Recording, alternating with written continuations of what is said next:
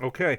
So yeah, Okay. we had a good conversation in the last couple video recordings, and now to continue on. In your opinion, what does self defense mean to you? I think that there's two sides to that answer. There is a natural right of self-defense, and there's a constitutional legal perspective. The natural right to self-defense means that a person has the right and the ability to protect themselves, their family, and their property from harm. That they should be they are permitted to do what they need to do to be protected, and that can't be taken from anybody. Okay. There is a more nuanced and detailed self-defense description in the law, and it describes when self-defense is appropriate, what levels of force are required to meet the self-defense. There's a lot of different nuance when it comes to the legal uh, constitutional aspect, and I think that that is more relevant than just the natural right. Okay. Okay. Now, I wanted to ask you this. There's a saying that some people believe that unless a right that cannot be defended with violence is a right that does not exist. What do you think? I don't know that that's true. I don't think that. I think that that paints the world in too black of a white of a situation. Um, the right to self-defense is one that is inherently talking about violence and force, and I think that that statement applies. But I think there are other rights that the right to free speech that doesn't have a violent component to it. You can't defend the right to free speech with violence Okay. because that is in and of itself a violation of somebody's rights. So an example, say a man is walking down the street with a, and I'll just use the previous example we used 2 days ago, with a sign that says I hate gamers, right? Or I hate cis white males. And some cis white males come up to him and say, take off your sign, or they just start beating him up. Um, in essence, would you say that that the assault has occurred because of free speech, and they want to hurt this person because of their free speech, and they want to censor this person? I think that that might be stretching it. I think that a person who would do the thing that you're describing, I don't believe that their main goal is censoring speech. I think their main goal is attacking somebody. I think their main goal is hatred. Right. It's, Attack. I don't believe that there's somebody who so opposes this sign that they would turn to violence. This is somebody who wants violence in the first place. So they're attacking this person for what purpose? For what reason? For self justification, for anger release, for uh, um, psychopathy, for whatever reason. Okay. They're choosing the text on the sign. But the self defense that comes in is self defense from violence, not protecting their free speech rights. They're protecting their right to not have somebody come and attack them. Okay, so let's say hypothetically these cis white males come up to this person with a sign that says "I hate gamers," right? And they say, "Take off your sign, or we're not going to beat the shit out of you."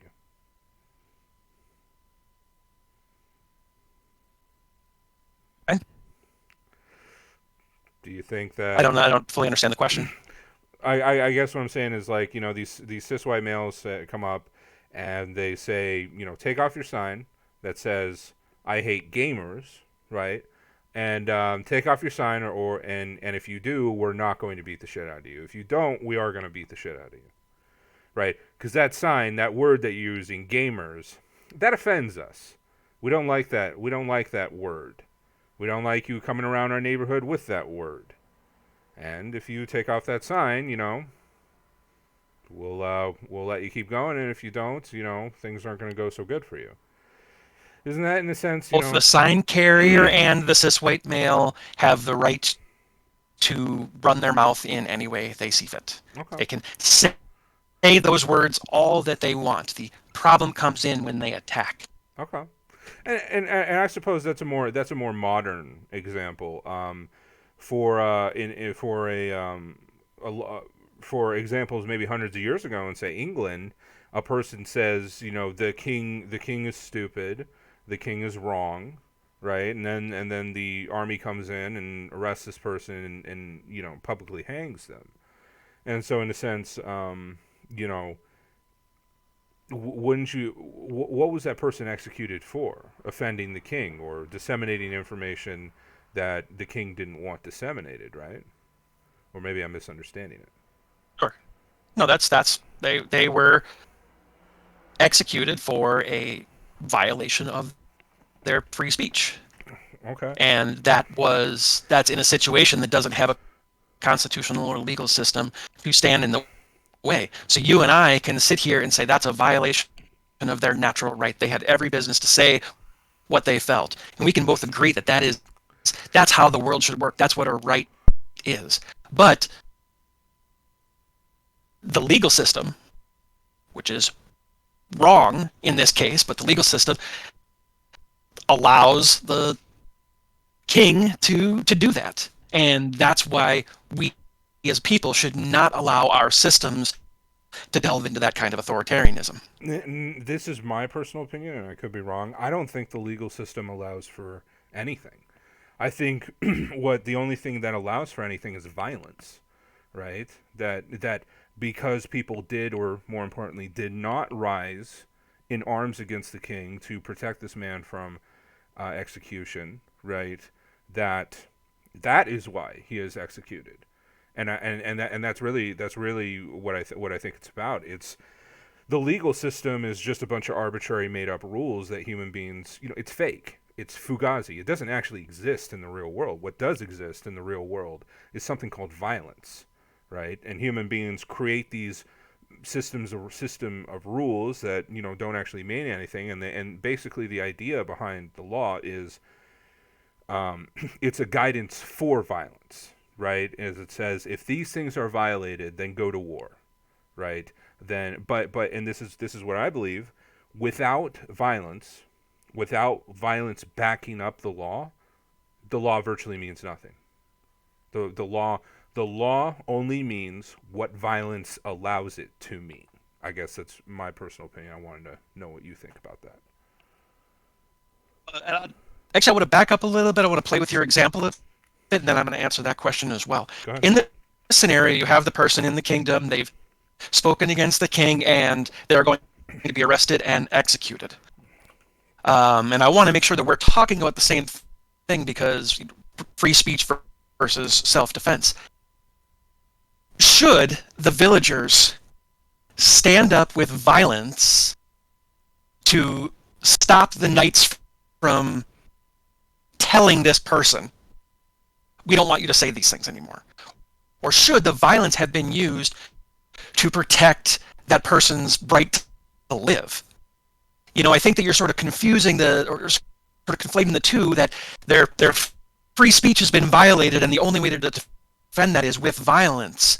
The violence comes in as a defense against violence, against the execution, against the manhandling. But the part that happens before that, the kingdom coming and saying, we don't like what you're saying, I don't think that there should be violence stopping either the person from saying what they believe or stopping the soldiers from saying, we don't want you to say that. Violence should be a response to violence, not just a response to every perceived injustice. I am actually afraid of a world, and I'm afraid that this is the world we're moving into, where people really only see the world in violence versus supplication. There are so many things we can do without violence, and the idea that violence is the only answer truly scares me. Okay, and this is just my personal opinion. Again, I think violence is the first, the last, and the only true form of power in the world. Nothing in the world gets done without the issue of violence having first been solved, right? The entire legal system is based on violence. every form of value that human beings have ever created is held hostage by violence. I mean, violence is the fabric of human power because it is so much harder to hurt. Excuse me. It's so much harder to heal and create than it is to hurt and destroy, and that's why. That's the overwhelming reason why every form of value human beings have ever created is always held hostage by violence and destruction. So when you have a right to live, a right to exist, a right to speak your mind, these rights, these ways of life are either real when they're defended by violence, or they're not when they're not. I mean, that's my personal opinion. What do you think? I guess I don't have a lot to attach onto. I would wholly disagree. There are many ways to live in a community, to live in a society, to be among other humans in a collaborative effort that don't involve violence. Oh, I agree. I don't. I think the violence is something that we're turning to far too easily. But I don't believe that's the only answer. I totally agree with you. I totally agree that violence should be the last form of negotiation, right? Because what is violence? Violence is a form. It is like language. It is a form of communication, right? But it is by far the most powerful form of communication human beings have ever created. And violence, right? Violence is like fire in that way, because it can do things that nothing else in the world can do, right? But it also cannot do things that other things can do, right? Violence cannot heal people. Violence cannot create things, right? But violence can never solve certain problems, but also violence can only solve certain problems. Would you say that that's correct? I would say that that's correct. I think you and I would probably differ to where those lines are. If I'm going to guess, I would say the number of problems you believe only violence can solve is a lot larger than the list that I would create. And there are probably things that you would suggest only violence can solve that I would suggest there are other solutions before violence. Maybe. That would be my guess, more from the tone of the last, your last few comments, that it's sort of the first, the last, and the only line of defense for certain things. I am assuming, without knowing, I'm assuming that's the point of view. It's like this, right?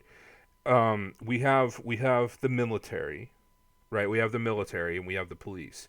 These are, in pardon my language, I'm gonna speak to you very frankly, and it's nothing against you, but these are groups of what I call mercenaries, right? These are mercenaries who exchange violence and the threat of violence for money, and they agree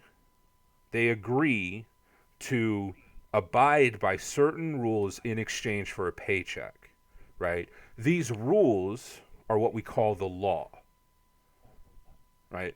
And we say to these groups of mercenaries, abide by the law, and in exchange, abide by the law and follow fucking orders, and you will be paid in exchange for money.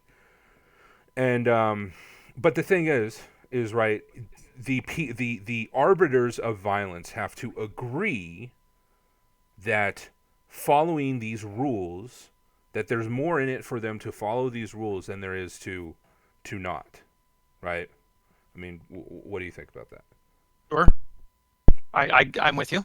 So, in that sense, basically, the issue of violence has to be settled before we can create complex things like law, democracy, a government, right? A government, a government, more or less, a complex government cannot really exist in a war zone, in an active war zone. I mean, that's what I've noticed, right? And I would agree that. yeah. So I mean these dictatorships. It's destabilizing. Yeah. These dictatorships can exist. These military order dictatorships, right? Trained, competent soldiers can engage in a form of government, to to have commanding officers and shit like that. So obviously in a battlefield there is a form of order. So I guess in a way there's a form of government, but there's not really a form of there's not really a form of law, you know. So I personally feel the issue of violence has to be settled before a complex government can really exist. And so my entire point is that I personally believe the law doesn't actually mean anything until the arbiters of violence make that decision to, okay, we are going to agree to follow these rules. We have more to gain by following these rules and allowing peace to happen, right? And that's what I think. I think that violence allows peace to happen. But peace does not allow violence to happen. Right? Peace is held hostage by violence.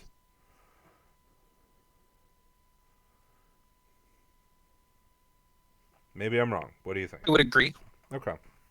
No, I agree with what you're saying. Okay. So where this all comes back to, where this all comes back to, a right that cannot be defended with violence is a right that does not exist. Is because ultimately, in my personal opinion, right, violence is a one form of true human power, you know, and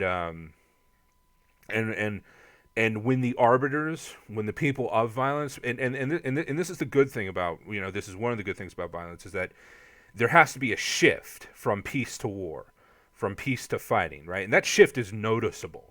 And if violence, in my opinion, is like fire in that way, is that it can do certain things really, really well, but it's like fire. And if you spark it and you light it, suddenly it can consume everything, right? So I guess the point I'm getting at is, you know, I personally feel, again, that a right that cannot be defended by violence is a right that does not exist.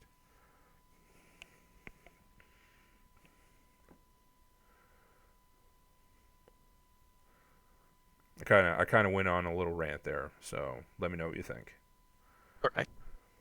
No, I guess I don't really have anything to add. I think that there are more ways than violence to address different issues. I think that using violence maybe is not always the answer. Oh no, it's not. It absolutely is not. Right. That phrase, that violence is never the answer, is just as wrong as violence is always the answer. Right. I think we can agree on that. Yes. Yeah. Those are both terrible ideas. The people who say violence is never the answer are just as wrong as the super crazy people who are like violence is always the answer, right? And really the answer is far more complex than that. So and this maybe you know, this is a complex topic, and maybe I don't have my own thoughts in order on this, but violence is not the only way to solve problems. I agree with that 100%. In fact, violence should be, in my opinion, the last resort to solving problems. But maybe the point I'm trying to make is that that other forms of solving problems cannot exist until the problem of violence has been solved. Maybe that's the point I'm trying to make. What do you think about that? I think I understand what you're getting at. I might say something that the problem of violence has to be put at bay. I personally think the way to deal with any issue, whatever issue you want to insert in there, is through community. It's through society, through a rule of law, through a system. But that does require a social contract. That does require all the people in that society to agree that we're going to live this way. Not everybody, but obviously the sure. I mean, yeah, the overwhelming majority. Not at any one point, but I mean, you know, the society as a whole, whether it's every individual or not, but the society as a whole has to agree that we're going to live under a society that has a certain structure and a certain set of rules, and these are going to be the systems that are put in place. Yes. When somebody engages in violence threatening that, when somebody intentionally thwarts the effort of society to solve these problems, they're the ones at the root. The person engaging in the violent act is the one at the root of the problem. So to say, well, violence is the solution for that, may or may not be, but that doesn't mean that there's no better way. The better way is to have a society that lives with the social contract, that responds appropriately, and that we do all the things we can within the society to help maintain that, as opposed to try to We're tear it down. we're at 20 minutes, so I'm gonna stop the recording here. I'm gonna probably call this one the issue of violence, and so I'm gonna stop it now.